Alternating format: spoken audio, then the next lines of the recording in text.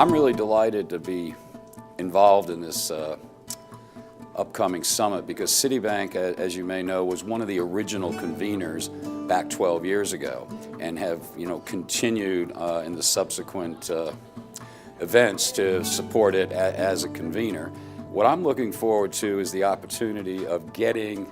a lot of people in the room with some time to dedicate to the issues at hand, the agenda at hand. But I think it's the ability of having people with time to kind of sit back from their day-to-day responsibilities and think a little more broadly or a little more strategically about the opportunities and the challenges that we all face here in the East African community. So for me, it's a great time to sit back, think, engage, and hopefully come up with some really concrete actions that people can take back to their businesses, their countries, and gets things moving for the betterment of all of us that operate here in East Africa and the people of the East African community. It's going to be getting a lot of people together to focus on a few key areas. I think some of the agenda items would sort of point to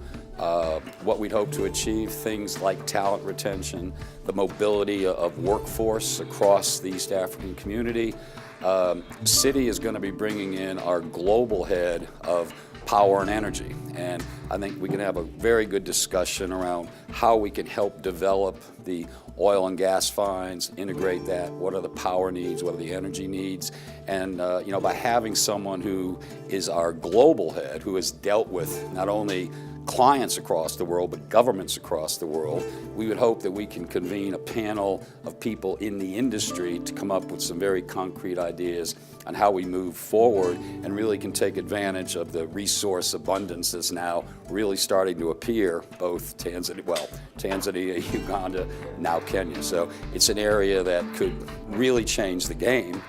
from, particularly here, importing every drop of oil to now being able to develop an industry around it, but that's not a simple proposition to do it right. And hopefully we can come up with some concrete ideas in that part of the discussion that maybe will be of benefit to both private sector companies as well as the governments in the region.